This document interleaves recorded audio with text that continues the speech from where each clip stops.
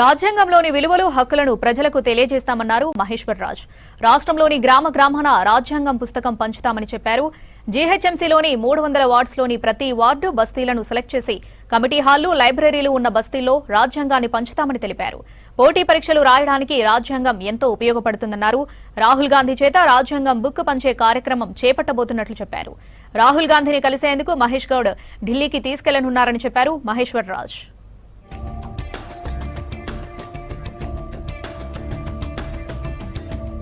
గత కొన్ని నెలల క్రితము రవీంద్ర భారతిలో ఒక పెద్ద సభ పెట్టి అక్కడ ఒక డిసిషన్ తీసుకున్నాం. ఏంటిదంటే గ్రామం రాజ్యాంగం పంచుతామని. సో ఆ క్రమంలోనే 300 జిహెచ్ఎంసీ వార్డ్స్ ఉన్నాయి. ఫస్ట్ ఫేజ్గా 300 జిహెచ్ఎంసీ వార్డ్స్ హైదరాబాద్లో. ప్రతి వార్డుకు కనీసం 5 బస్తీలు ఎంచుకొని కమిటీ హాల్ ఇంకా లైబ్రరీ ఉన్న బస్తీలను ఎంచుకొని వారికి పంపిణీ చేయాలని మేము ప్రయత్నం చేస్తున్నాం.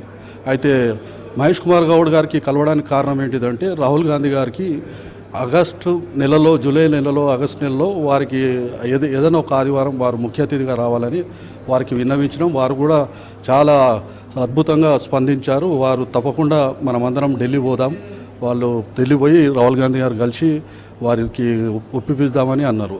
మరి ఇది ఒక బృహత్తర ఒక పవిత్రమైన కార్యక్రమం. ప్రతి గ్రామానికి ప్రతి బస్తీకి మేము ఇవ్వడానికి కారణం ఏంటిదంటే రాజ్యాంగంలో ఉన్న విలువలు, రాజ్యాంగంలో ఇచ్చిన హక్కులను పౌరులకు తెలియజేయాలి. ఎందుకంటే మనువాదులు ఇప్పుడు రాబోయేది పెద్ద యుద్ధం. మనువాదులు అంబేద్కర్ వాదుల మధ్య పెద్ద యుద్ధం జరగబోతుంది.